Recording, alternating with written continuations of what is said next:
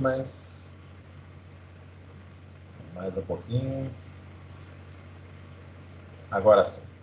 Muito bem, então hoje vamos falar aqui sobre a unidade 1, métodos probabilísticos em IA, e redes bayesianas, né? Posteriormente redes bayesianas. Muito bem. Então, a ideia, antes de a gente entender, mas para que eu vou usar métodos probabilísticos, né? Para qual objetivo?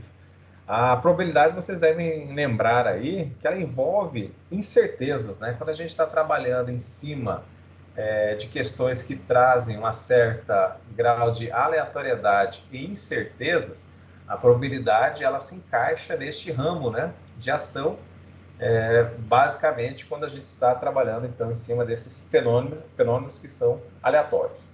Então, quando a gente fala no fenômeno aleatório, o exemplo clássico, né, qualquer quando se começa a estudar probabilidade, é o arremesso de moedas, né? Quando você arremessa a moeda, ela tem a cara e coroa, né? Então existe qual a probabilidade de cair coroa quando se arremessa um dado?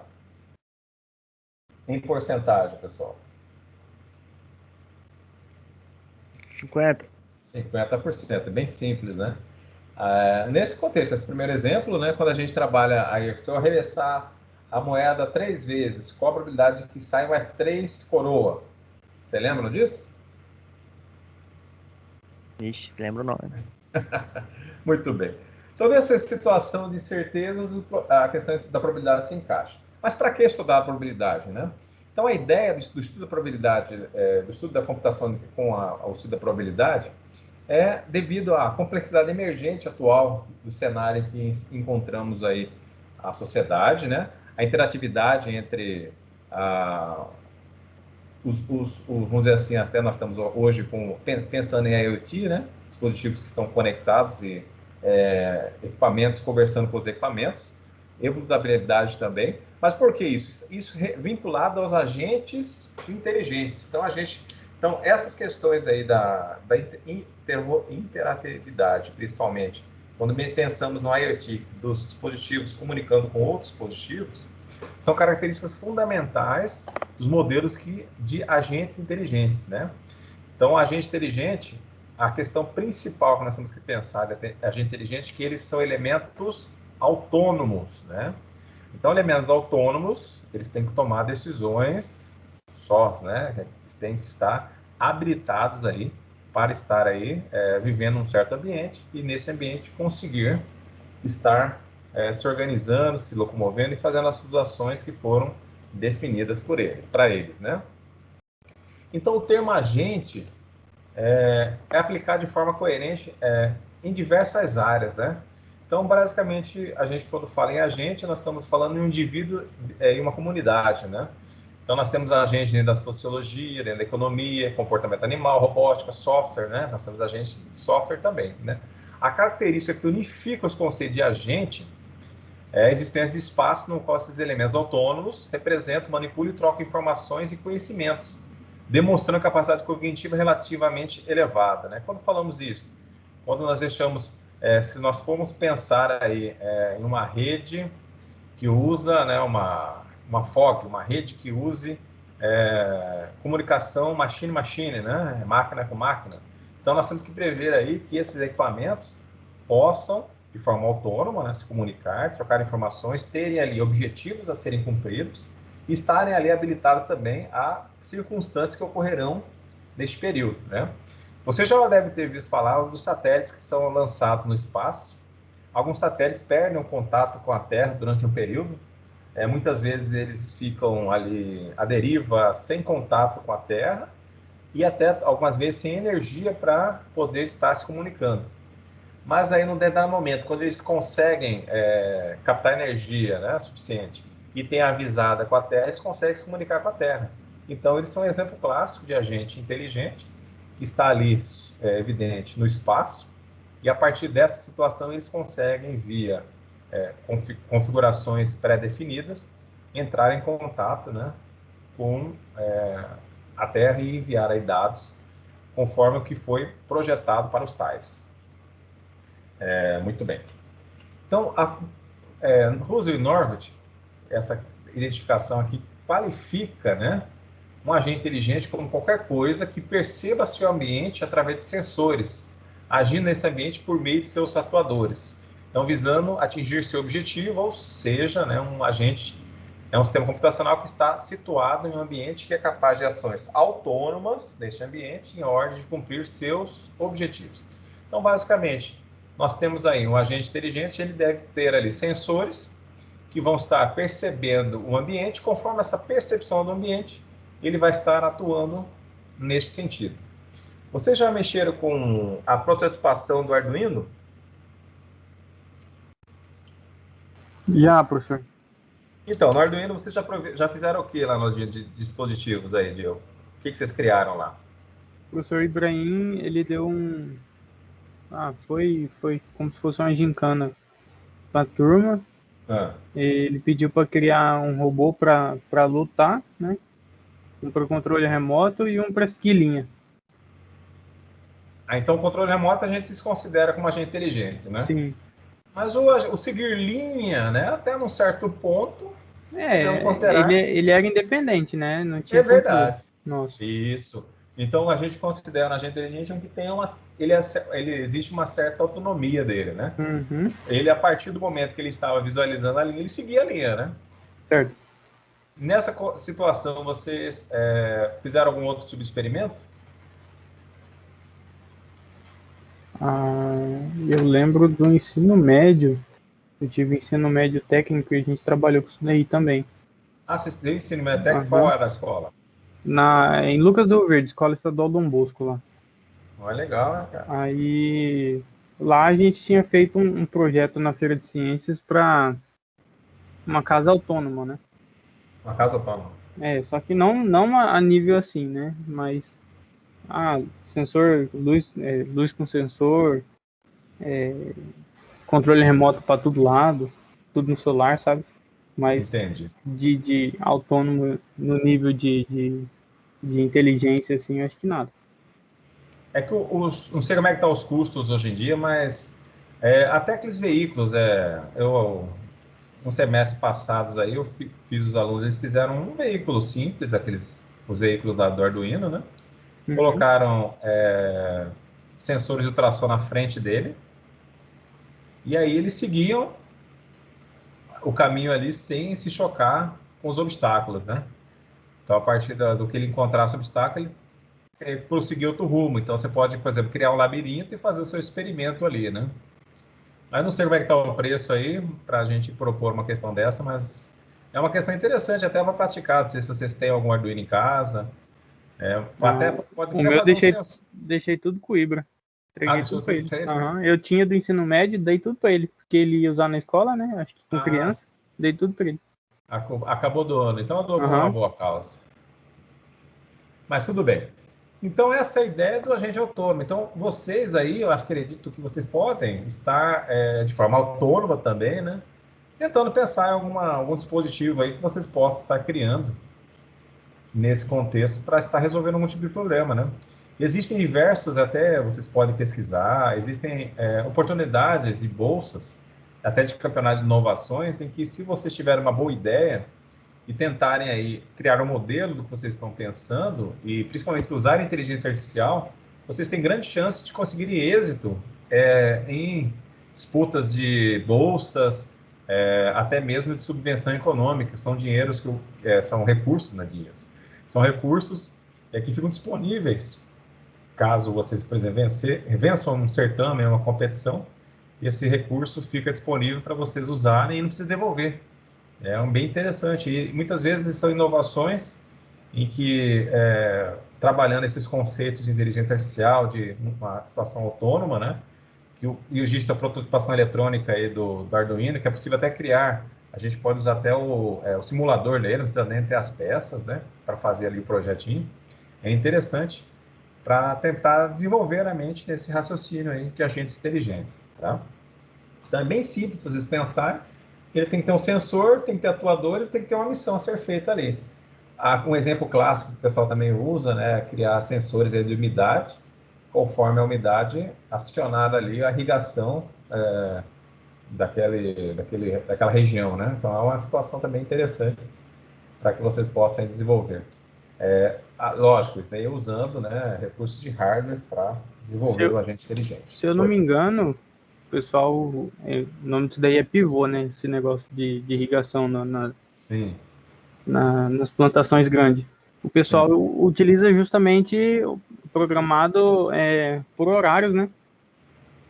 Pode ser por horário. Aí, se você evoluir numa agricultura de precisão, né, você pode usar sensores de umidade no solo para que você possa espalhado, não deixar só no lugar, né? Espalha em algumas regiões nesse terreno. Aí você pode monitorar a umidade e a partir de por exemplo, uma configuração de lógica fuzzy de intervalos de umidade, você vai poder estar irrigando mais ou menos, diminuindo o volume de água, até você pode estar trabalhando em cima de volume de água, né? Isso é uma coisa mais elaborada. Nesse contexto que você falou, é o horário X, ele irriga, parou, vai ser sempre o mesmo volume de água, né? Eu acho que é muito em razão do sol, né? Ah, sim. Em razão do sol, do calor, né? Aham. Isso aí realmente pode ter relações. Muito bem. Então, quando a gente pensa no agente, a gente tem que definir se ele é um agente inteligente, ele tem que fazer a coisa certa, né?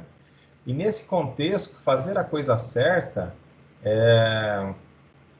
a gente tem que tentar mensurar isso aí, isso que é um pouco talvez mais difícil quando se trabalha, né, em cima de agentes inteligentes, né? Mas basicamente são 5 fatores que podem definir o sucesso de um bom agente, né? As percepções, as entradas em qualquer momento, então, ou seja, o sensor ali tem que estar lendo ali o tempo todo as entradas para que ele possa tomar as decisões corretas, né? Na sequência das suas percepções, então, se está ali inicialmente sentiu calor, ele tem que tomar as ações para o calor. Se a iluminação está exagerada, ele vai ter que estar resolvendo isso, né? Então, nesse contexto, as ações que ele consegue executar, isso tem que pensar para que tenha clareza no qual o produto que você vai estar desenvolvendo, né? Sua medida de desempenho que define o grau de sucesso, essa é uma outra situação que tem que se pensar, né? Qual é o sucesso do uso de um agente inteligente. Então, eu tenho que estar mapeando isso para saber se realmente ele está tendo êxito nesse sentido, né? E seu conhecimento sobre o ambiente. Esse é um item complexo, né? Conhecer o ambiente depende muito, né? O ambiente, esse talvez seja um dos itens mais complexos a ser proposto. Conhecer o ambiente, sabendo que existem muitas variáveis que estão correlacionadas a isso, né? Pensando aí nos veículos autônomos, né? Se nós pensássemos nele, imagine a variedade de ambientes que ele poderá encontrar, ainda mais no Brasil, né? Na própria cidade nossa aqui, a gente tem uma variedade, isso sem falar em sair da cidade, mas uma variedade de ruas, situações de esquinas, declives, buracos, né? Calçadas inadequadas, ruas estreitas. Então, existem, além, né, evidente, de pessoas que vão, evidente, tem outros veículos nesse mesmo local, existem pessoas trafegando a pé também, animais, então existem muitas situações que estão envolvidas no ambiente. Isso aí é realmente uma questão bem complexa. Aí talvez por esse motivo que esse mapeamento poderá ser feito em cima de uma probabilidade, né? E até mesmo em cima de situações de distanciamento, frenagem, entre outros fatores. Mas basicamente seriam esses, saber, na verdade, o seu conhecimento sobre o ambiente ou até como lidar com esse ambiente, né, em determinada situação. Isso favorece e traz aí benefício e sucesso para esse agente inteligente. Então, agora nós temos uma outra situação. Nós temos uma questão do agente inteligente que aparece lá, agente racional inteligente ideal, né? Lembrando que dentro da IA, até, não sei se nós vimos no primeiro dia lá, mas a IA, ela, basicamente, quando ela foi idealizada para simular as habilidades humanas, né? Mentais humanas. E nós sabemos que o humano muitas vezes não é racional, né? Então, nessa situação, imitá-lo inicialmente não foi uma boa para a IA, né? A ideia realmente de uma IA é que ela seja mais racional, né? E nesse contexto, um agente racional inteligente ideal, né, é uma entidade que consiga, em suas ações, maximizar sua medida de desempenho, baseado na evidência de suas sequências de percepções e no conhecimento que traz consigo. Aí temos o exemplo aqui do North do agente inteligente, né, agente de limpeza, desculpa. Esse agente de limpeza, ele tem que estar ali com as suas percepções. Então, basicamente, ele vai ter 2 percepções, é bem mais tranquilo de estar aí desenvolvendo o mesmo, né? E aí a percepção dele é do ambiente, ele ou está sujo ou está limpo. E conforme está sujo ou está limpo, ele vai estar virando à direita, à esquerda, sugando, né? Ou não sugando esse material, né? Não tendo pó. É também uma das situações que ele pode estar provendo. Esse aspirador de pó, que hoje em dia já está bem aí difundido na facilidade de comprar, né? Já tem bastante possibilidade da compra do mesmo. Você já tem um desse na residência de vocês? Ainda não. Ainda não? Muito caro. É muito caro? Anda.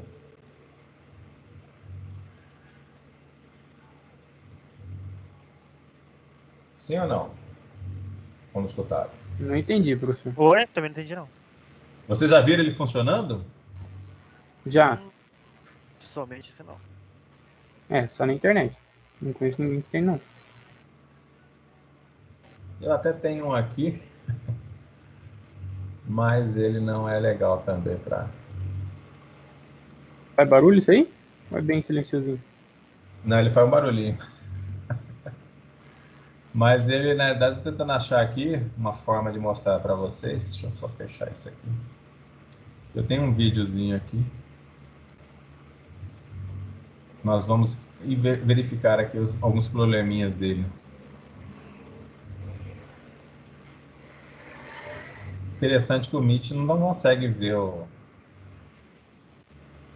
Teams, aliás, o Meet. O Teams não consegue ver a interface dele. Agora conseguiu. Não sei se vocês estão vendo a tela dele aí, Tecmundo. Sim. Sim. Estava escutando o som também dele? Não, tá mudo Não, no produtor do Play. Então, beleza. A ideia desse daqui é o que a gente poderia estar provendo com um agente inteligente. A missão dele é fazer a limpeza do ambiente. E nessa situação da limpeza, esse daqui é um agente bem mais simples. Ele não consegue mapear o local que ele está trabalhando, né? Então, o que ele vai estar fazendo? Ele tem um sensor ali. Na verdade, o sensor é para evitar que ele passe do lugar e ele encontre o carregador dele, né? Mas, basicamente, ele vai estar... ele tem um sensor ali de proximidade, que até no meu eu observei que ele encosta nos locais. Então, esse é um certo probleminha, porque se ele encostar em superfícies que não estão bem fixas no ambiente, ele movimenta essa estrutura, né? Quando ele encontra uma superfície que é bem fixa, fica legal. Mas isso aí talvez seja um probleminha, eu acho que ele vai chegar ali na lixeira e ele tira do lugar. Isso aí eu não sei, o ajuste que ele precisava ser pensado, né?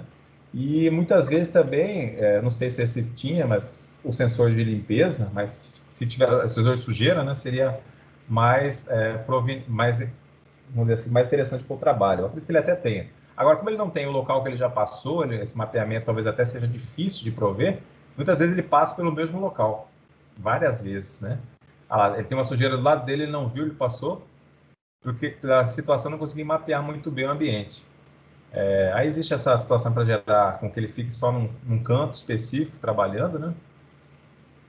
Aí já é uma situação que ele consegue ficar mais voltado num ponto apenas. Mas basicamente isso aqui, então, é um agente inteligente. Alguém pensou nisso, não é tão complexo em desenvolver, e começaram aí, lógico, tem a parte da carcaça dele a ser projetada, mas o que ele faz ali, a atuação dele é bem simplificado, auxilia bastante quem tiver que fazer essas limpezas.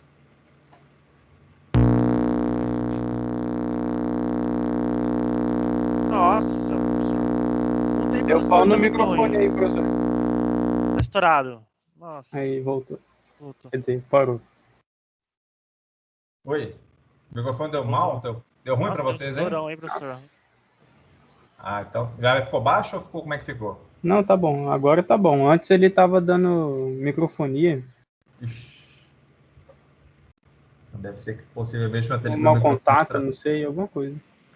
Ô, professor, você nunca abriu o seu para ver como é que funciona lá, não? Tipo, pegou, tentou ver o firmware dele e tal? Muito bem observado, né, Paulo? Ainda não, hein? Mas vou fazer. deixa ele vai ficar mais velhinho um pouquinho. Em aula, Não, mas em agora, aula. agora você me garantia, lembrou, professor. ele já tá velhinho, tá na hora de mexer nele já. Faremos Já saiu em da aula. garantia. Faremos em aula. Oi? Faremos isso em aula, bora? Então tá jóia, vamos fazer isso. Vou abrir o mostro para vocês depois. E sortear depois, né, senhor? Faremos isso. Mas muito bem, pessoal. Então é isso, um agente inteligente simples. Até no livro do Norman ele mostra um exemplo de um desses aparelhinhos. Alguém deve ter lido e fez. Aí, lógico, agora já tem diversas marcas, né? Não é apenas uma marca, tem diversas. Quem sabe aí eu consigo fazer uma atualização de software dele, né? Para outras ações. Vamos voltar lá.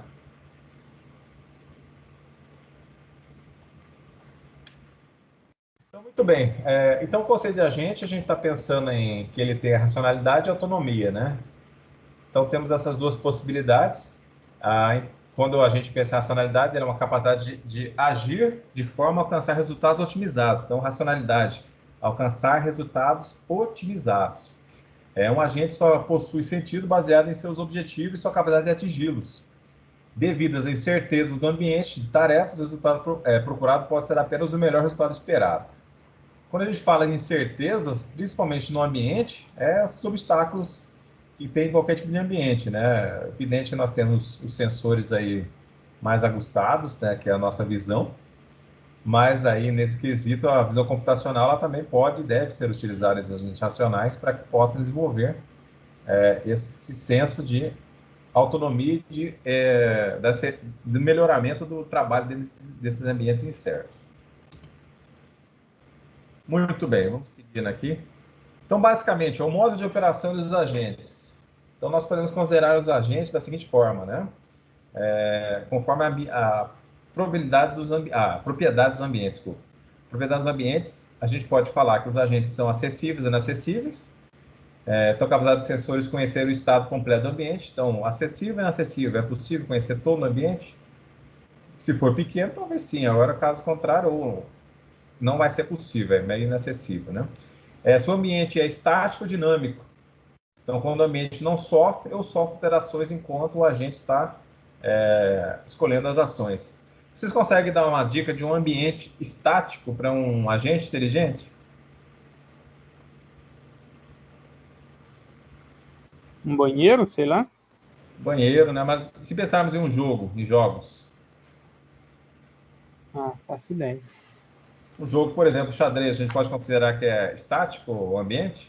Sim. Sim, ele é um estático, é tudo que tem uma sequência finita, seria isso, professor? Seria isso, exato. Você tem os jogos, é lógico que existe no xadrez diversos lances e possibilidades, né? Mas mesmo assim é finito, chega um momento que não vai ter mais o que fazer ali, né? Então, temos esse recurso. A outra situação aqui, determinística e estocástica. Quando a gente fala determinística, né? O fato do próximo estado do ambiente ser ou não completamente determinado pelo estado atual. Então, quando é determinístico, o próximo estado está relacionado ao estado atual. Quando é estocástico, tudo que faz estocástico está ligado à probabilidade. Então, tudo que é probabilidade não tem como a gente prever aí de forma precisa, né, plena, o que vai acontecer. Devido aos cálculos, a gente chegar a um valor aproximado do que poderá acontecer. Agora, ter a certeza plena do que vai acontecer, isso é inviável, né? Outra situação, também existem ambientes discretos e contínuos. Então, ambiente discreto é um ambiente que existe uma limitação, início e fim, né? Então, dentro de uma residência, ela tem lá, vamos imaginar que um salão, né, tenha lá seus 50 metros quadrados. É só aqueles 50 metros quadrados que o agente tem que estar trabalhando, né? Quando a gente fala contínuo, aí a gente está vendo uma situação que sempre estará sendo alterada ou haverá sempre mudanças, né? Então, esse é o estilo do contínuo. Episódico ou não episódico, quando a experiência do agente é dividida em etapas que impedem as etapas anteriores, né? Muito bem, mas basicamente desses ambientes, o que a gente vai ver aqui será a parte estocástica, né? Que é a parte da probabilidade, por isso que está aí até em azul. Muito bem, então, situação perfeita, quando a gente conhece todos os fatos acerca do ambiente que o rodeia. Uma aproximação lógica permite derivar planos cujo sucesso é garantido, né? Então, essa é a situação perfeita, né? Então, a gente trabalha em cima de um jogo, de um ambiente mais restrito, evidente que fica bem mais fácil estar programando esse agente. Porém, né, os agentes muito raramente têm acesso a toda a verdade, a todo o ambiente do que ele vai poder estar trabalhando, né? Nesse sentido, são obrigados a atuar com base na incerteza e imprecisão. Essa questão da imprecisão, pessoal, vocês viram aí no semestre passado. Oi? Fuzzy? Exatamente, fuzzy. Aí quando a gente está na imprecisão, fuzzy. Tudo que é impreciso, a gente pode usar a lógica fuzzy. E aí, nessas situações de lidar com a imperfeição, nós temos métodos qualitativos, que está vinculado a questões de conhecimento, e métodos quantitativos, que a gente está vinculado a questões de incerteza, que é a probabilidade, e imprecisão, que é a lógica fuzzy.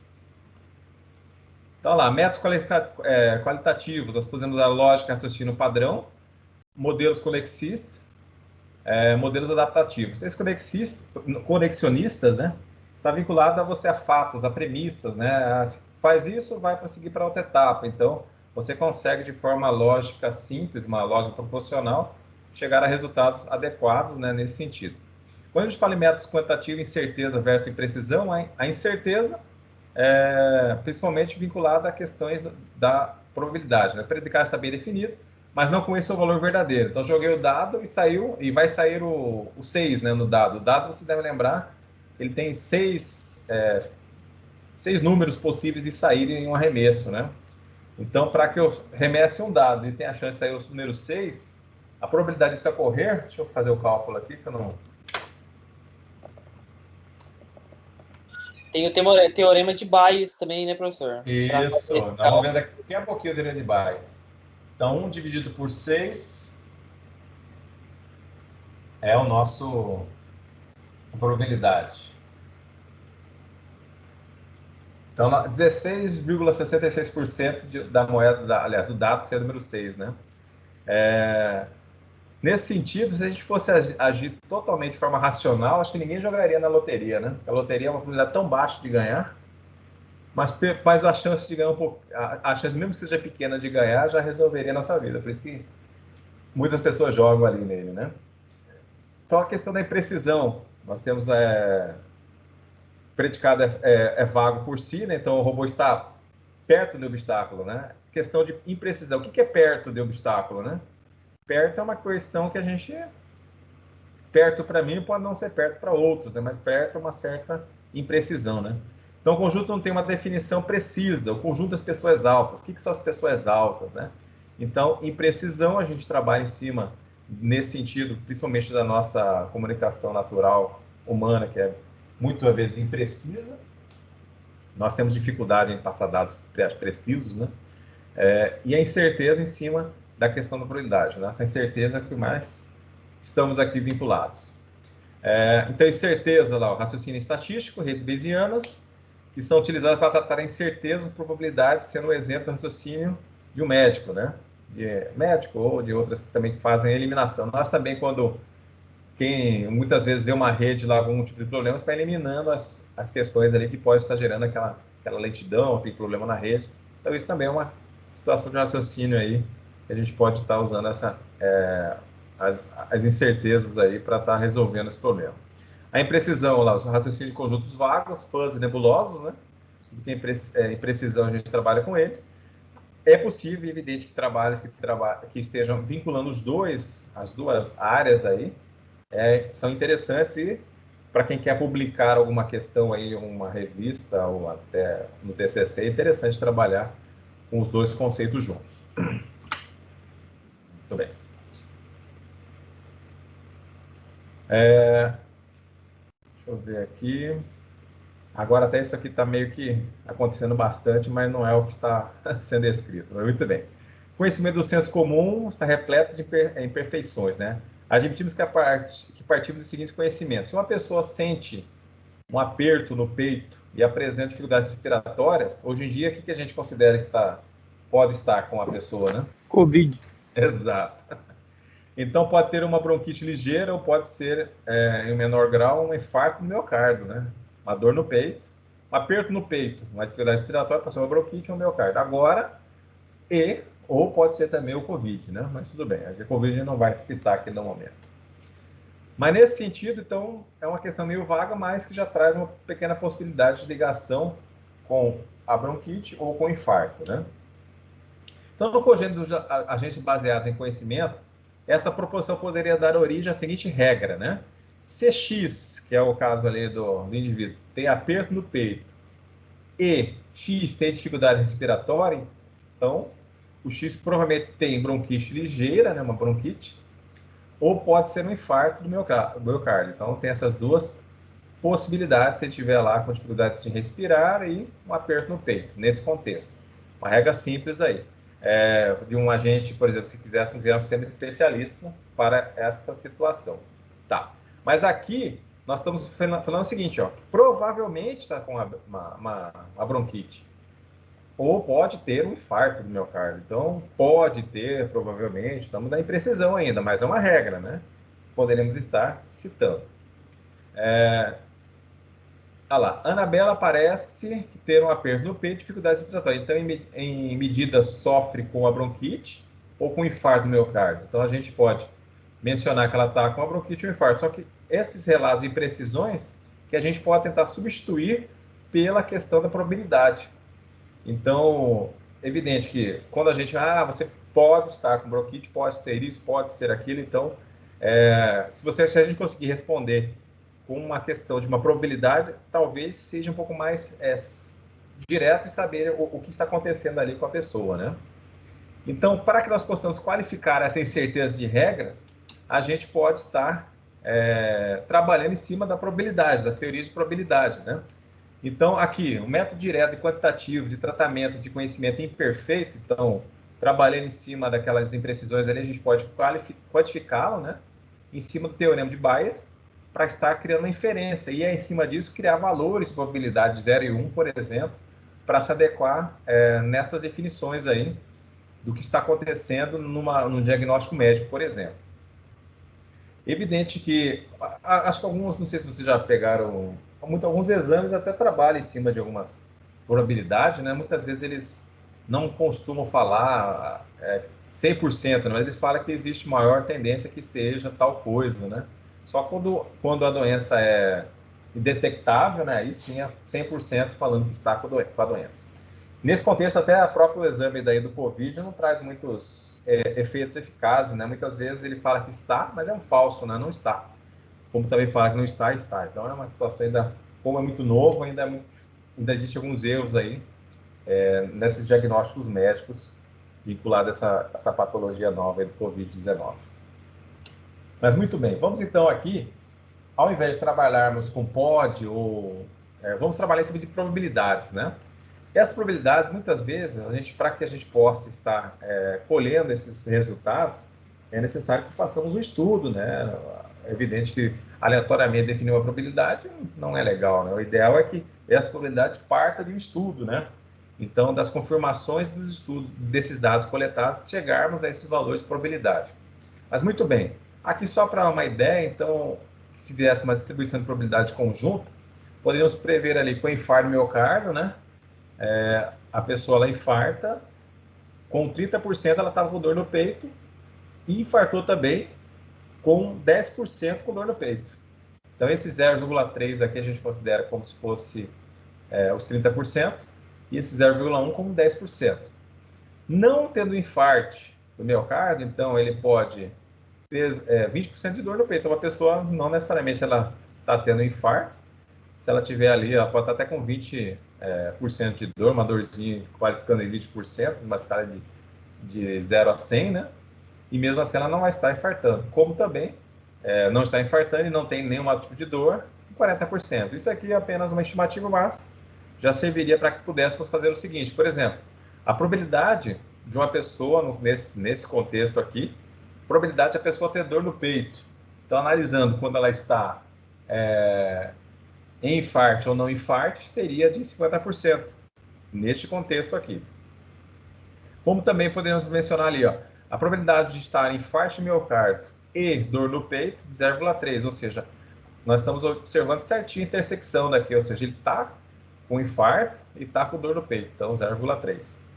Probabilidade de infarto no miocárdio, então infarto, aí nós vamos considerar aqui, ele pode infartar com dor no peito em 0,3, mas também ele pode estar infartando sem dor no peito, então a probabilidade aqui desse infarto é de 0,4, ou seja, 40%. Esse daqui é bem aleatório, tá? Não é uma questão que temos que levar ao pé da letra, apenas um exemplo aqui. E nessa situação aí, a gente tem aqui as probabilidades, mas a gente pode estar também tentando criar uma probabilidade de, se estiver acontecendo isso, né, uma causa que possa estar vinculando a um efeito deste acontecimento. Aí, nessa teoria da probabilidade, quando a gente for encaixar aqui, nesta regra de Bayes, nós podemos estar vinculando aí um acontecimento que está acontecendo conforme algumas evidências. Aqui está a forma de calcular, bem simples, né? A equação para estarmos calculando esta regra de Bayes. E nesse cálculo a gente vai estar verificando a confiança de acontecer uma hipótese, dado que se observa uma ou mais evidências. O que vem a ser isso? Vamos fazer esse exemplo aqui. Por exemplo, nós temos aqui, ó, o E1 é uma variável que foi criada ali com a informação que é aperto do peito, né? Aperto de peito. O E2, dificuldades respiratórias. Então, essas são as evidências.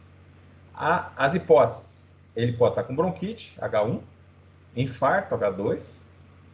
O H3, a hipótese H3, nem bronquite, nem infarto. E H4, bronquite e infarto, né? Então, nós temos as evidências e nós temos aqui as hipóteses.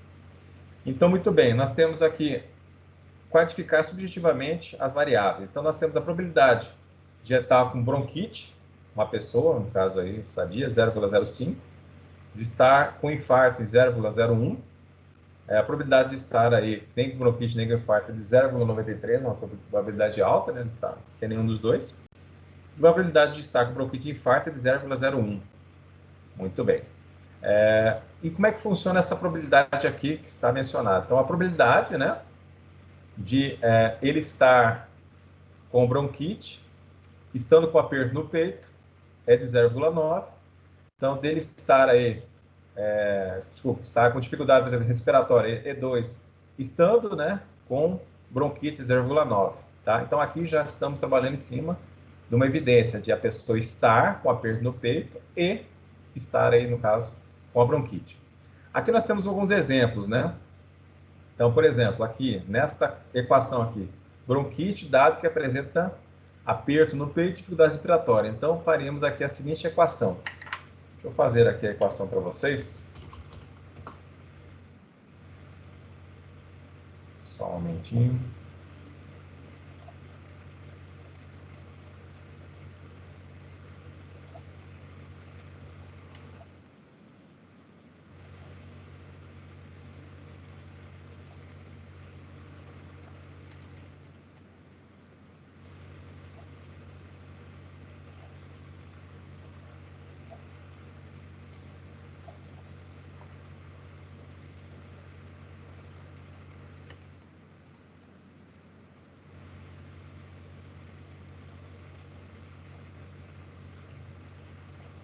Então, vamos fazer aqui no Paint, já que não temos lá nosso quadro.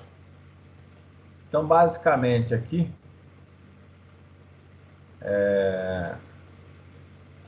muito largo isso aqui. Nós temos aqui a bronquite,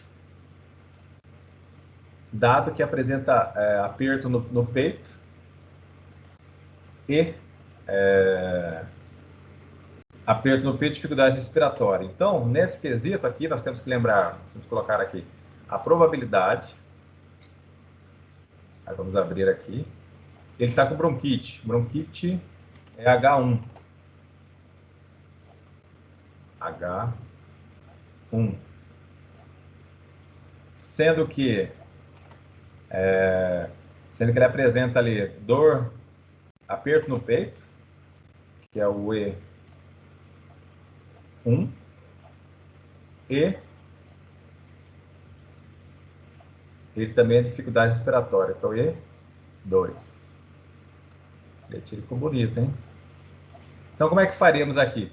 Vendo aquela equação lá, deixa eu até pegar a equação aqui para vocês ficar mais fácil.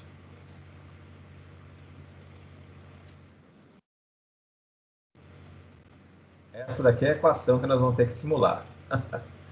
Então, basicamente, ó, nós temos aqui, ó, a probabilidade, né? No caso desse evento H1 aqui, tá aqui o HI, sendo que esse aqui é a bronquite, no caso aqui a hipótese da bronquite, dado que apresenta aperto no peito e dificuldades respiratórias. Então, B1, que é a evidência da perda do peritaco, essa evidência já.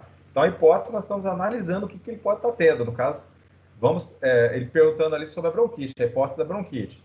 Então, ele tem uma evidência que é o aperto no peito e outra evidência que é a dificuldade respiratória. A partir disso, a gente pode estar vinculado aos valores que estão lá descritos, realizarmos a equação da probabilidade. Eu vou fazer o seguinte, eu já vou colocar os valores. Então, aqui, ó, observe que nós temos o P. A evidência é 1. Qual é a evidência 1? Aperto no peito e estando aqui, no caso, com a bronquite. Então, o valor dessa probabilidade que eu havia dito lá para vocês era, acho que 0,9. Então, vamos colocar aqui, ó. Opa, aí não dá. 0, ponto é melhor, 9. Observe que aqui na equação nós temos uma multiplicação vezes 0,9 vezes, bem feinho, mas você está entendendo. Vezes, aí nós temos que multiplicar aqui, a última multiplicação deste item é multiplicado via a hipótese que nós estamos procurando. A hipótese aqui em questão é a bronquite. Naquela informação dessa hipótese, a probabilidade que nós vamos usar aqui para bronquite, ela é 0,05. Então, 0,05. Isso dividido, né, por toda aqui, ó, a somatória das probabilidades em que realizássemos aqui o cálculo com todas as nossas hipóteses, porque nós temos que lembrar que temos diversas hipóteses. Nós temos a hipótese de bronquite, temos a hipótese de infarto, nenhuma das duas situações, a hipótese que sejam as duas juntas, né, bronquite e infarto. Então, quando a gente está trabalhando em cima de uma probabilidade condicional, nós temos que levar em consideração o universo de todas as hipóteses. Então, aqui nós faremos o seguinte, teremos que multiplicar, observe aqui, ó, nós vamos multiplicar as hipóteses, né? E cada multiplicação de hipótese nós somaremos. Ó, esse símbolo de somatório indica que nós temos que, observe lá, o K1. O K1 significa todas as hipóteses. Todas essas hipóteses terão que ser calculadas para que cheguemos ao valor. Então, o que nós faremos aqui? Ó, vamos ter que multiplicar essa primeira multiplicação, que ela já estará inclusa, né? Essa primeira multiplicação.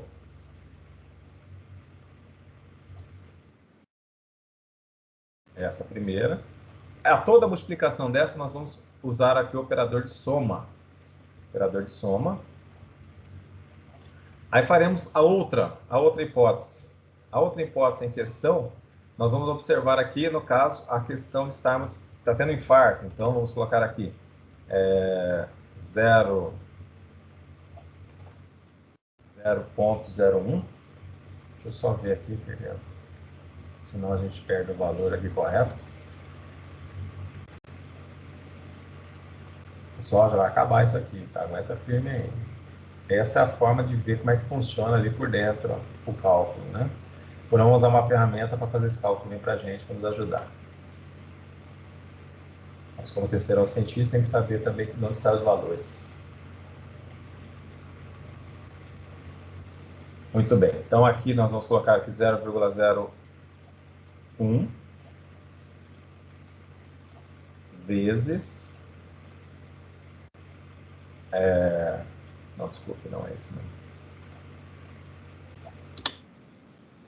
É 0,8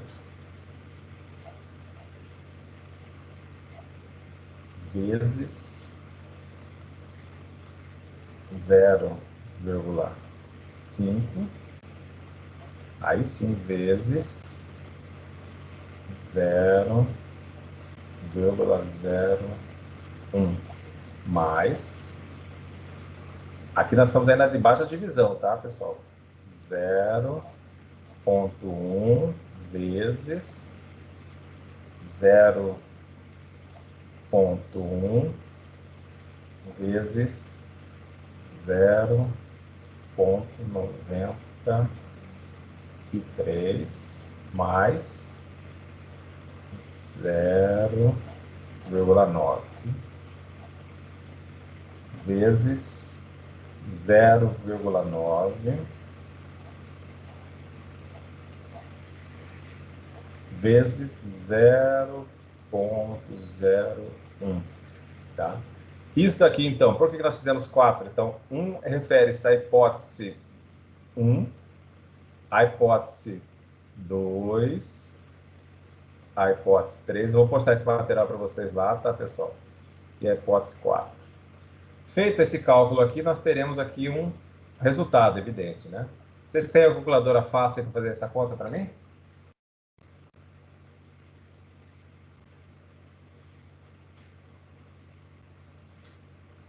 É difícil. Sim? Professor, é sinal de multiplicação isso? Isso, aqui é multiplicação. Ó. Você vai multiplicar isso vezes isso. Aqui a probabilidade dessas 3 multiplicações dividido, né? Por essa multiplicação mais o produto dessa multiplicação mais o produto desta outra multiplicação desta linha aqui. Deixa eu só fazer marcações para você. Então, o produto desta multiplicação aqui, você terá que somar com o produto desta multiplicação. Você vai somar com o produto desta, somar com o produto desta. Depois de você ter o valor que vocês encontrarem aqui embaixo, vocês vão dividir o produto que vocês vão encontrar por esta multiplicação aqui.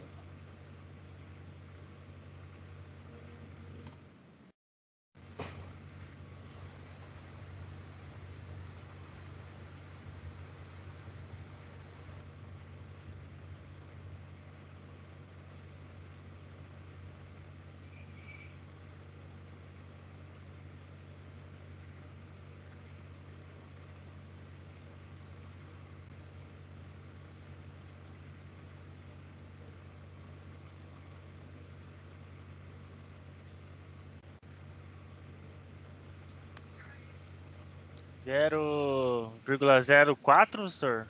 O resultado total? Ah, total não, calma aí. Ah, o de cima é 0,0405 aqui em cima, né? Isso.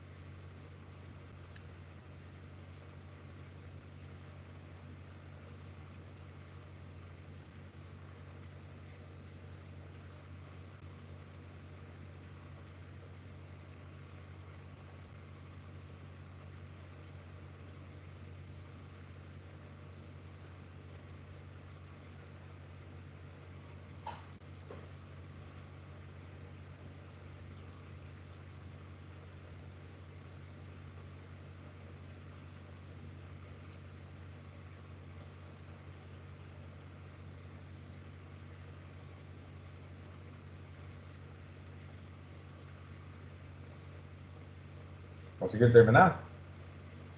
Ah, professor, tá difícil aqui, professor. Meu teclado não tem o numpad. Pega o caderninho aí, pega uma folha A4. Faltou uma câmera aqui para mostrar minha mão, acho que era mais fácil.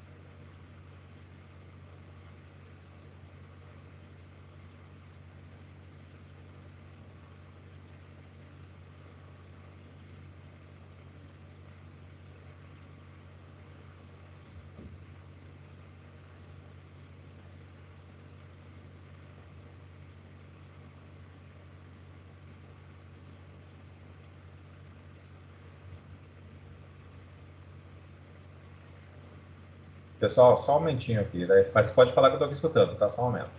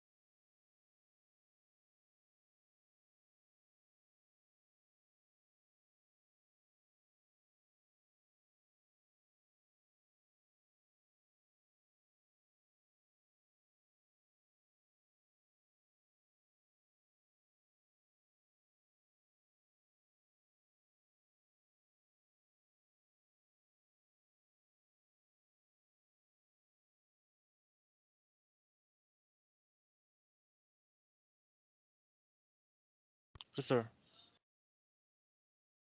0,694 e os números quebrados aí. É que assim, eu sei que é muito complicado aqui esse monte de conta, né? Eu vou colocar em outra caneta aqui, só para a gente fazer, por exemplo, o primeiro ali, eu vou fazer aqui, porque lá acabou o espaço, vou fazer um quadradinho aqui, ó, só para a gente colocar os totais, né? Então, ficar assim em situação. Opa, um pouco maior aqui. Vamos só fazer aqui os cálculos, né? Então, o primeiro ali, a gente vai conseguir 0,9 vezes 0,9 vezes 0,05. Então, aqui, nesta questão aqui, nós conseguimos esse valor primeiro, certo? Certo. Esse é o primeiro aqui. Aí nós temos uma divisão aqui.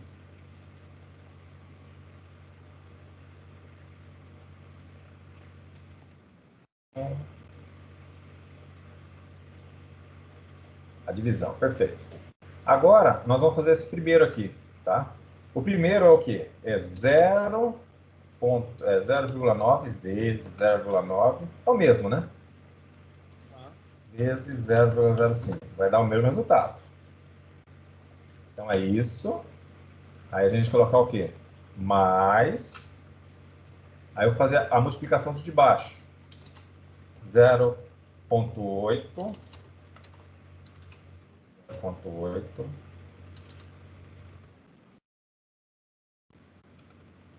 Vezes 0,5 vezes 0,01. Então, nós chegamos aqui a este resultado, mas agora vamos fazer dessa linha aqui, ó. Nós estamos agora na linha de 0,1, né? Então, 0,1 vezes 0,1 vezes 0,93. Mais. E o último ali, 0,9 vezes 0,9 vezes 0,01.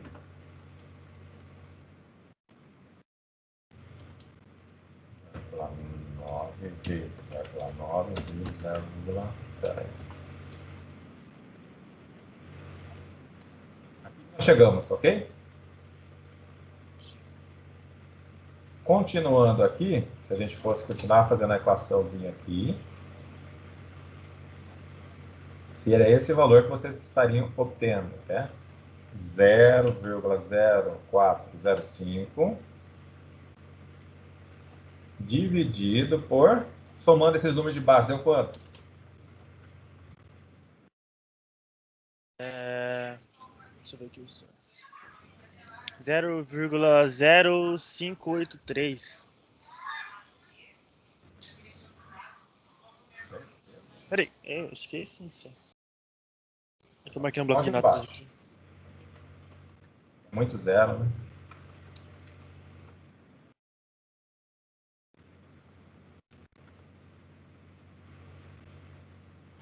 Eu acho que vai dar isso aqui, ó.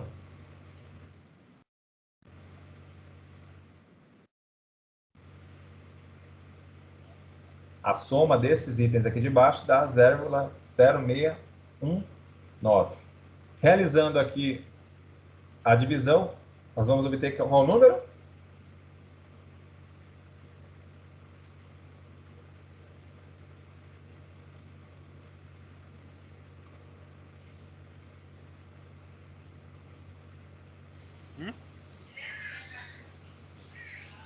0,65, alguma coisa lá? Isso, 0,65 ou 65%. Então, ou seja, uma pessoa que tenha, um paciente que tenha aperto no peito e dificuldades respiratórias, ele terá 65% né, de probabilidade de estar sofrendo de bronquite. É isso aí, pessoal. Então, a equação, essa regra, nós conseguimos, então, por aqui, via evidências, gerar uma equação aqui, um cálculo de uma probabilidade para uma hipótese dele estar com 0,65 ou 65% dele estar com bronquite. Tá? Então, esta é a situação da probabilidade, né, condicional.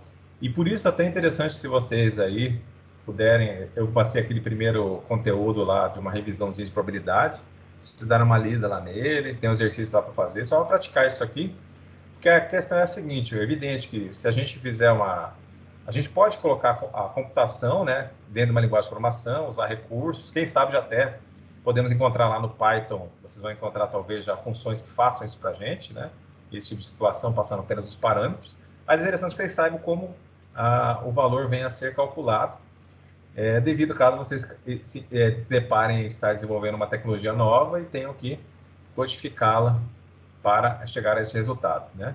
Então, nesse sentido, aqui, a partir de evidências, a gente pode estar traçando um cálculo para citar aqui, nesta cenário hipotético, uma pessoa que está ela está com duas evidências, ela está apresentando aperto no peito e dificuldade respiratória. Com essas duas evidências, ela pode estar aí tendo bronquite, tá? Muito bem, pessoal. Vamos voltar aqui. Então, é isso aqui que vocês vão estar visualizando aqui no nosso exemplo. Aqui já está calculado para vocês, mas agora vocês viram de onde saiu aquele cálculo, né? Então, aqui, esse cálculo que nós fizemos lá. Evidente que aqui já está o resultado, né? Então, lá, usando as regras de Bayes, os valores anteriores, a bronquite dada com uma pessoa presente aperto no peito e dificuldades respiratórias, então, como é que estaríamos encontrando esse valor? Então, nós estaríamos fazendo o seguinte, aquele cálculo, esta equação aqui, essa regra, né? Que ela pode ser simplificada desta forma, na qual a gente observa, neste sentido, as evidências que estão relacionadas às hipóteses. Então, nós temos já a evidência que ela está com a dor no peito, a pessoa está com aperto no peito e está com dificuldades respiratórias. Então, nós estamos em cima dessas duas evidências, vamos calcular a probabilidade de ela estar com bronquite. A partir disso, obtivemos aqui que é 0,65% dela estar com bronquite. Agora, infarto, dado que apresenta aperto no peito e dificuldade respiratória. Aqui nós temos as duas evidências iguais, né? Só que agora nós temos a hipótese de estar aí com infarto. Então, nesse sentido, após o uso da regra de Bayes, nós chegamos aqui à definição de 0,06. Agora, nem bronquite nem infarto, levando em consideração que está com dor, aperto no peito, né, dificuldade respiratória, seria de 0,16, ou seja, 16%, que uma pessoa não está tendo nada, apenas um mal-estar ali, vinculado a outras situações, talvez até a situação de gases, entre outras situações que estão envolvidas, tá? Então, a partir disso, a gente pode, por exemplo, conforme esse exemplo, caso o agente tivesse que responder isso, nós estamos lá com o nosso sistema de diagnóstico, né? Vocês podem até pensar em acho que é até bom um trabalhinho para vocês aí, vocês pensarem em para o Covid, né? Dar uma pesquisada, como está em evidência isso aí na pesquisa científica. E não é porque vocês são da área de computação que vocês não podem estar pesquisando uma ferramenta computacional que ajude em outras áreas, como na questão médica, né? Mas poderiam lá, nesse sentido, esse agente poderia concluir que um paciente com um aperto no peito e dificuldade respiratória terá maiores probabilidades, né, quase 65%, de estar sofrendo aí de bronquite, tá? Essa seria a resposta aí desse agente inteligente, tá?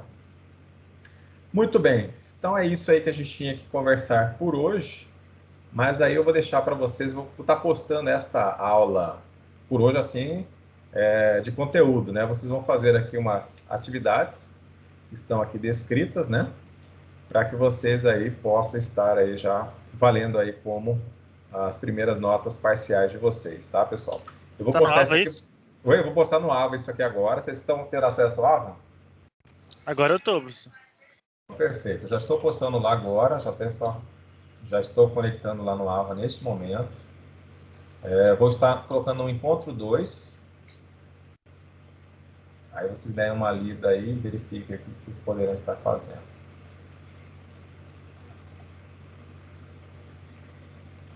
Só um minutinho.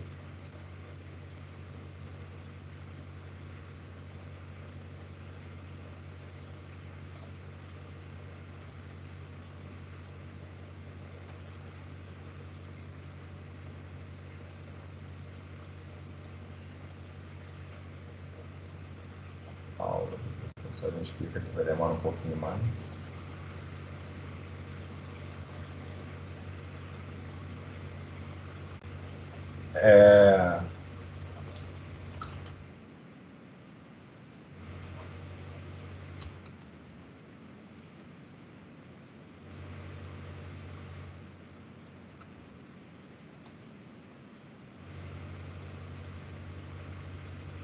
Pra mandar onde, professor?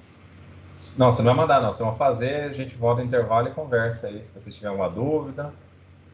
Só um momentinho, tá? Só um momento que eu tô...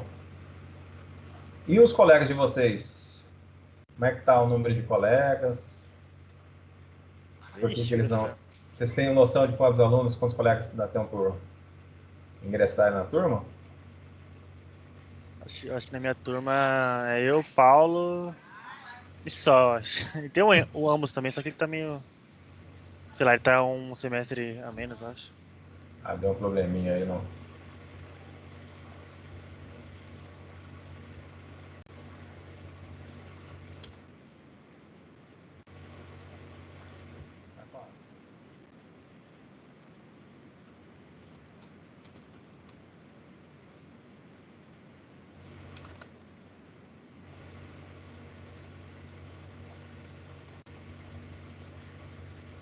Muito bem, está postado lá. Agora vocês poderão dar uma lida. Aí qualquer dúvida a gente conversa aí no retorno do nosso intervalo, tá bom, pessoal?